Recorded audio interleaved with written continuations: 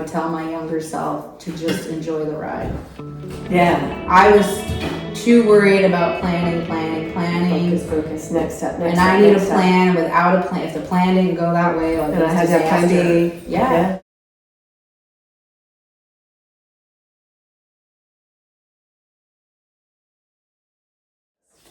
All right.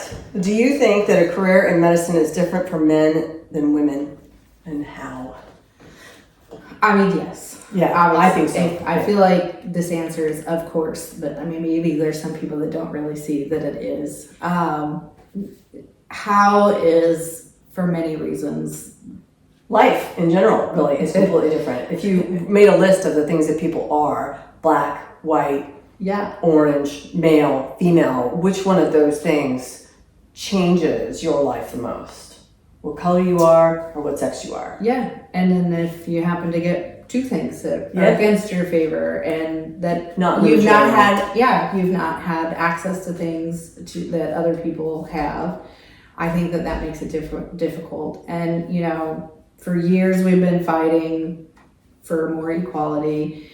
And there's still, you know, the stigmata of how we're supposed to act a certain way. So in my now 20 plus years, you could argue 40 in medicine total from paramedic to this, you know, how women are perceived, one, what role we play when you walk in, right? I still to this day get called the nurse. Oh, the nurse came in. Me too.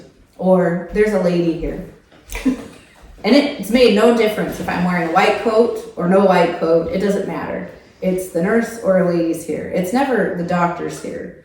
And then you have to re-explain that. So why does that still exist today? You know, as a medic, I tried to treat a male patient who would not even let me touch him because I was a female. So I had to sit and watch him almost die until firemen showed up to take care of him. Who, you know, how do you explain that? So even in this career and in the training and coming up, our issues are different than men, and we don't ask for special privileges, yet we should still get them, right? I didn't have a choice in how I was made and how I carry a child, and then how I feed that child and how it's going to affect me and how I might need to go down. But that was always a judgment factor. I remember being told, oh, well, you're going to go into surgery, so of course you want to do breast surgery because breast surgery doesn't have emergencies. It's an easy lifestyle.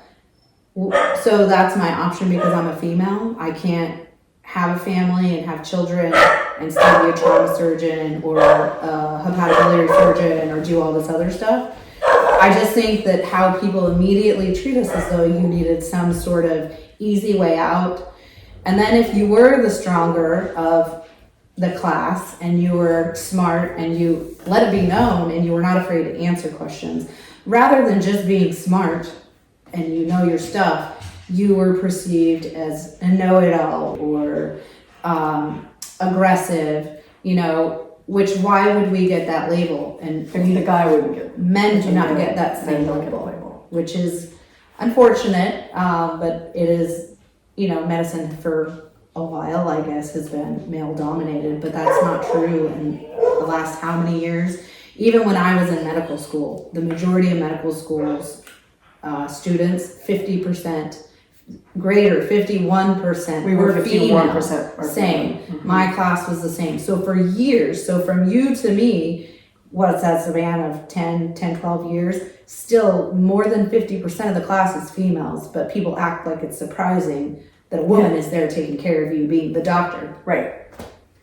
So it's a completely different experience, and men are treated differently, right? You don't have to go in and establish that you are the person they're here to see. You are the knowledgeable person that is the reason they just walk in and the respect is given that way. Ta-da! Yeah. Mm-hmm. Do you feel like you've gotten any sort of gender pushback from your specialty? Oh, for sure. Surgery, not to be a trauma surgeon? Surgery is one of the most long-standing specialties that has had gender issues and keeping women out. You know, being a breast surgeon. Oh, you should just be a breast surgeon. That's a prime example. Coming into it as being a trauma surgeon, I started having a few examples. I was lucky that even as a medic, I did know of one female, and she's still practicing. She's on a lot of the boards, but she was a rare person to see as a mentor or an example to follow. She was one in how many trauma surgeons? Yeah, there's not a lot of female mentors that had to fight through it. And she talks of her experience being the same, about how if she spoke up, she was being, contrary, aggressive. It's like she's being assertive, just like he was, but because she said it. Okay. There was, even in the OR, I don't know that I ever felt like, and this just might be my background or just I didn't perceive it that way at the time. I can't say that, my like co-residents or anybody ever looked at me and said, well, she's less adequate because she's a physician. So I wouldn't say directly of the people training with me that anyone ever treated me that way.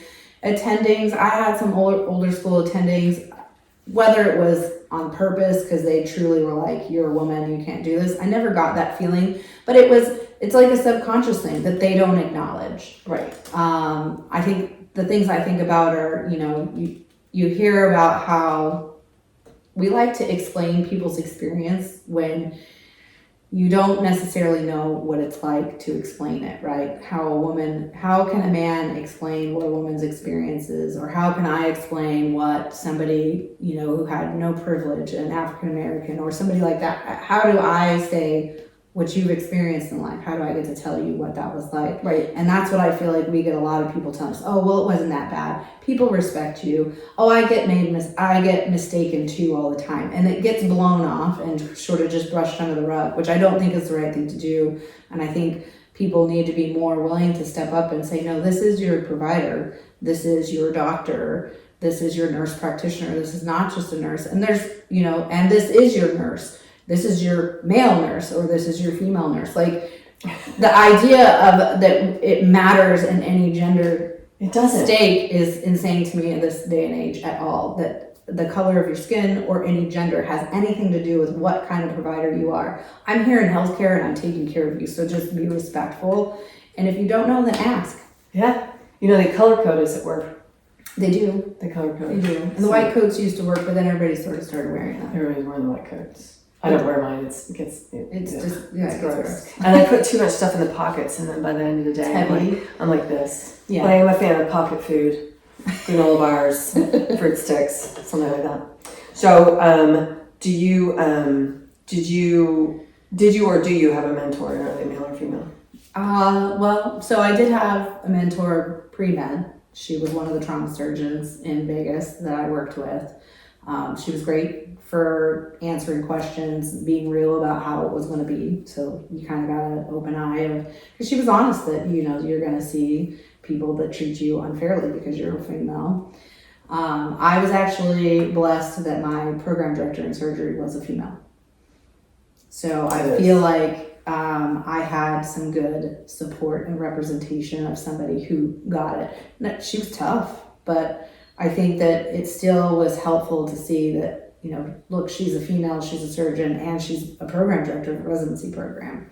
So I think that was helpful, but I will say I was also lucky. I did have a good handful of a couple of male mentors that, one, I think, he went through his own stuff. He's African American. We're still very good friends to this day, but we talk, and it's funny because we talk about challenges and he had his challenges because of his skin color, and I had challenges because I was a woman, and we can understand that.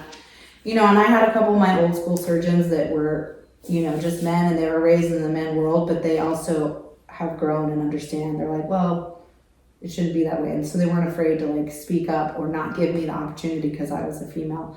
Maybe, I don't know, maybe some people would argue they gave me more opportunity because they wanted to give me a chance because the men just get the chances. But that's how everybody else gets a chance. Right. Somebody that just with the opportunity to give makes a decision on who you're going to give it to. That's just how that rolls.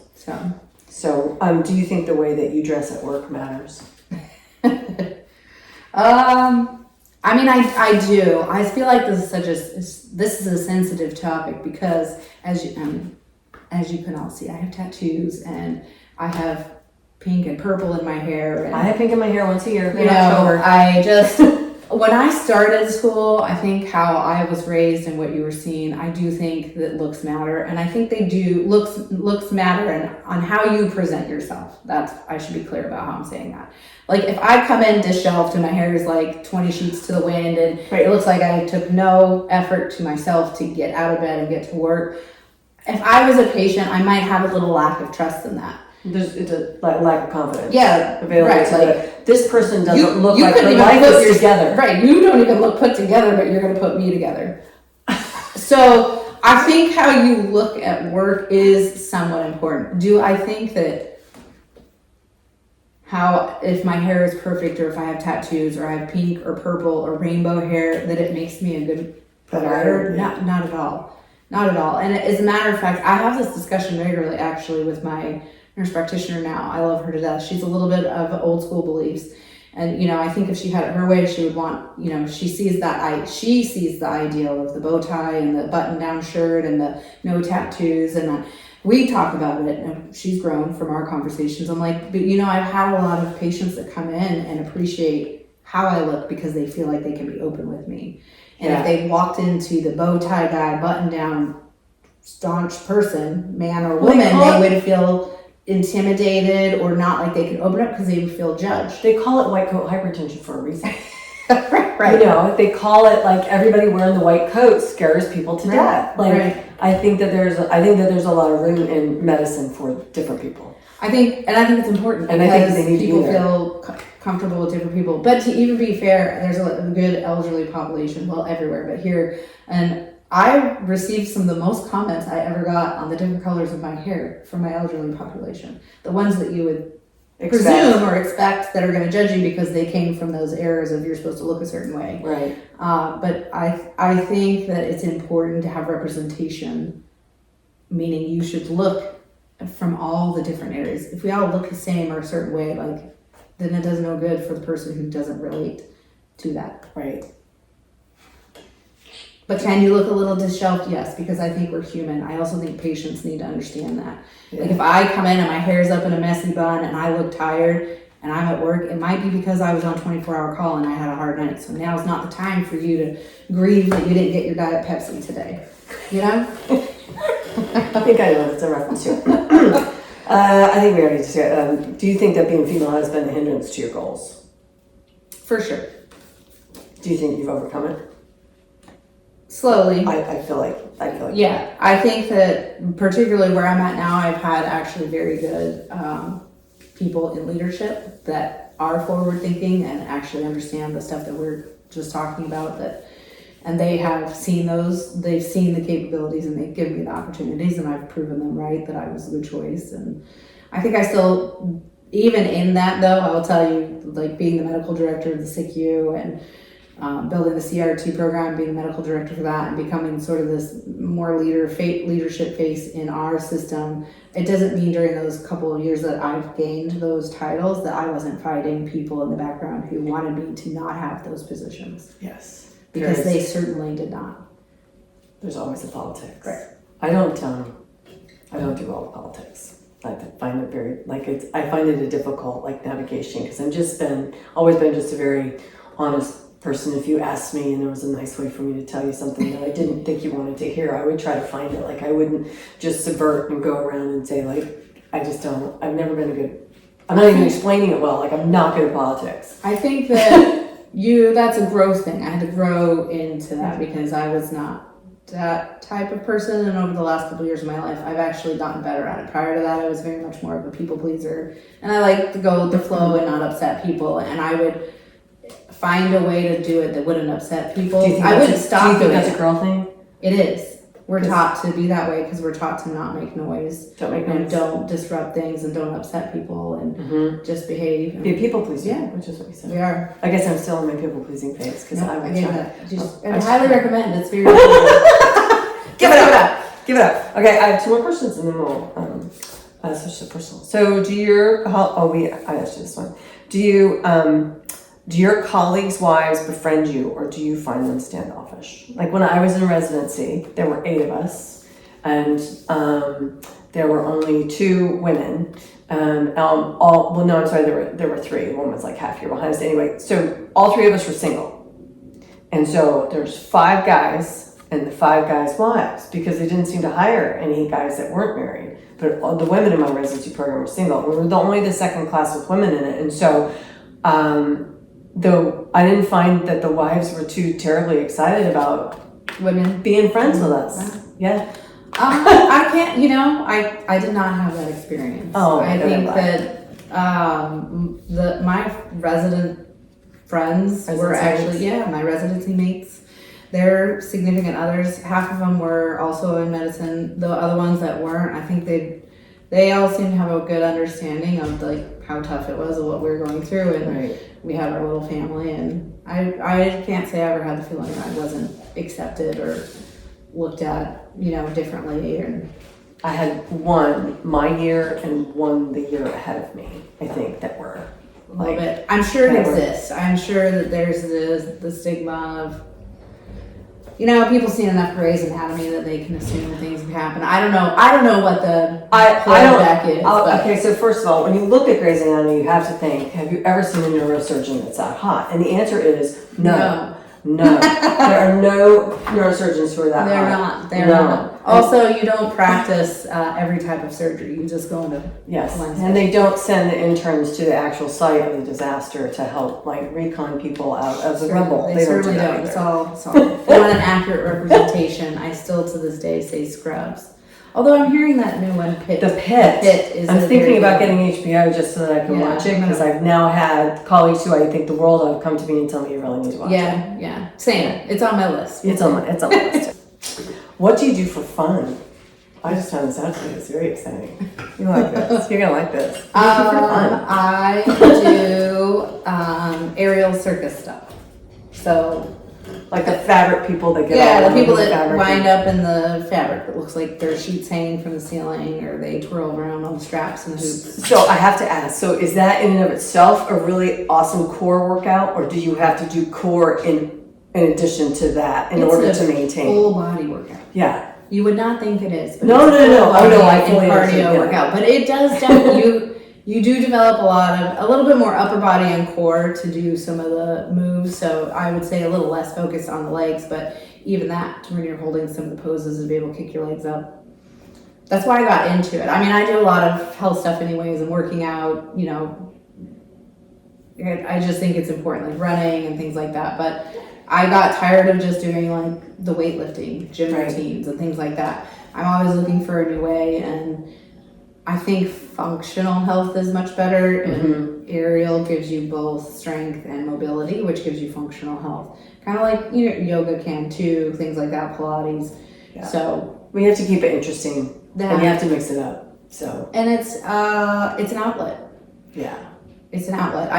Initially I did it because I enjoyed it, but I understand now that it's an outlet, because I always did a lot of like dance and stuff when I was younger. Me too. So it's an outlet. You need a way to be creative and like let things go, and it's turned into that. I tell my truly stressed out patients that they need to do some yoga, and I tell them that because I said, the studies have shown, and I'm not telling you to do yoga because I think that you need to touch your nose to your knees. I'm telling you to do yoga because you need to close your brain off from all of the other stuff for a while and focus on one thing. And if you're trying to do the swan or the flamingo or whatever that one is, or you stand on one foot, if you don't clear your mind, you'll fall over. And I don't care what they look like in their underwear. That's not, that's not, I don't, the physique is not the goal. The goal is to have something that's just for you. Stability. That you can. Well, I mean, that goes back with all the studies that show that even meditating improves people's overall health. Globally, mental, and it can affect your physical health. They've done enough studies that show it because you re-regulate your heart rate, less stress, lower blood pressure. Imagine all the good things we do when we just take a minute to slow down and disconnect and calm all of the noise in your head. So, but yeah, that's a fun. Besides my dogs, hiking, camping, the usual life stuff. So I think you kind of already answered this one. It says favorite vacation ever. Was that Paris? Ooh. That is one of my tops, but I have to say, I don't know. I love all my vacations. I love to travel. But I just had like an experience of a lifetime too, because I went and spent a week hiking the Dolomites with one of my girlfriends. And it was a prearranged, so you had hotels that you stayed in, and we had a tour guide, and but it was beautiful. It was absolutely beautiful up there, and the people that we met, we went with another, this group of all these different people that came together, and just that experience along with where it was at was amazing. But I mean, I can tell you, there's been so many. I think traveling is important. You just make a lot of connections and get out of your routine. I'm looking to keep upping the next big trip. What's my next favorite trip? I don't know. I highly recommend Glacier National Park. Montana. Mm-hmm. I did do that. Yeah. Have you done that? I have done that. It's such a magnificent place. It is. It's beautiful. Yeah, I really loved it. And I went with a 7-year-old who managed to hike for 9 or 10 miles a day, and it was fine because it was fun when you're jumping in the waterfalls and all sorts of stuff. So, bark, bark, bark, bark. So, oh, there's your Roomba. Do you read hard copy or screen? And what's your favorite genre? I was not a reader for a lot of years after medical school. It takes the drive for reading out of you because you're forced to read a lot. All the time. I would say pre-med school, I really wasn't that big into reading either, but I honestly, looking back now, I think it has something to do with my dyslexia. It made it not enjoyable to read. Now, I actually picked up a book club with the intent to try to read. And I told the book club originally, it was hilarious. I was like, well, I'm not really a reader. And they're like, it's okay, we just get together and drink wine. I was like, well, that I can participate in. I could do that part. And then if I happen to read a book while I'm at it, then I'm meeting my goals. So they got me started into it, but I figured out through the book club that I actually do well with audio. I'm a huge audio fan. I'll sit and read a book, a paper book, if I go on vacation when I'm sitting on a beach. But I struggle to just be that person that comes home and sits still for a long period of time. But while I'm walking around, cleaning the house, I take the dogs for a walk, driving the car, I have an audio book on. Particularly, I would say right now, my genres are probably fantasy. Anything from Harry Potter to Four Wings is a popular series that's out right now, which I told my best friend recently. It was a version of Harry Potter and 50 Shades of Grey put together. It's an interesting combination. Yeah. Hopefully the kids at Hogwarts are not participating at all. I think they said the kids were 18 in that book. Okay. They were doing some pretty interesting things. 18 and over question to answer. Star Wars or Star Trek? Star Wars. Okay. Is that a debate? I don't feel like it is. Dogs or cats? I think I answered that. Dogs. Dogs. People or pets? Pets. Yeah, pets. Okay, so on vacation, and this just like your initial answer, city or country? Country. And adventure or leisure? Adventure. Yeah, me too. Yeah. Do you have goals that you have not attained? Yeah, for sure. I'm working on them. You're working on them? Yeah. Big adventure. Professionally, I would say residency program director. I'm still probably going to move up some leadership stuff, like being a trauma chief, sort of over a program. And we'll see. I think professionally bringing back in some O&M and seeing where that goes. Personally, there's always goals, I guess. My big goal personally, and it winds in professionally though, is what we were talking about earlier, the work-life balance. I think I have just really come to understand how important it is to make sure that I'm fulfilled all the way around. Because if you die tomorrow, what was this all for? I don't want to work my life away to die tomorrow. I want to do good at work, and I want to grow and get smarter and get better at things I do and keep learning. But I also want to do that in my own personal life, and that means having experiences and building relationships and, I don't know, figuring out, do I like aerials? Hey, is this thing, should I go try this? Should I join a circus? Maybe I should. That's the next career. We did paramedic, and then we went to surgery school, and then now I'll go join the circus. I could cut myself up juggling knives and then fix myself. Fix yourself. I don't think anybody will. No, probably not. If you were to travel back in time and talk to your younger self, what would you say? Oh, people love this question. I feel like my initial answer is I would tell my younger self to just enjoy the ride. Yeah. I was too worried about planning. Focus. Next step. And I need a plan without a plan. If the plan didn't go that way, like and I had to have plan B. Yeah, you had to. Instead of just letting life take you where it was and knowing that you're going to be okay. Yeah, and then you don't need to do it in the order that everybody else is doing it.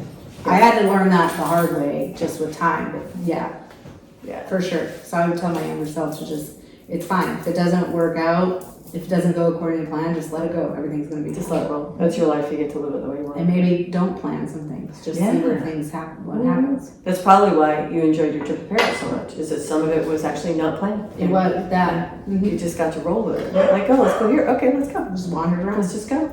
Yeah. So, what advice would you give to those who haven't started down the 7 to 12 year path? The same? Don't do it. I'm kidding. I'm kidding. You can. I would not tell people to don't do it. I would say that you should know yourself well, and you should want to do it because you actually want to take care of people. Getting into medicine these days for any prestige, a title, money, none of that is true. And all of the rest of the things that I said, would I change the career I'm in and not be a surgeon and do something else? All of those things are going to still be here and maybe worse. So if you can't say that you genuinely enjoy, that's what's kept me in medicine so long, still to this day, and taking care of people. Because all that other stuff sucks. But I genuinely enjoy taking care of people.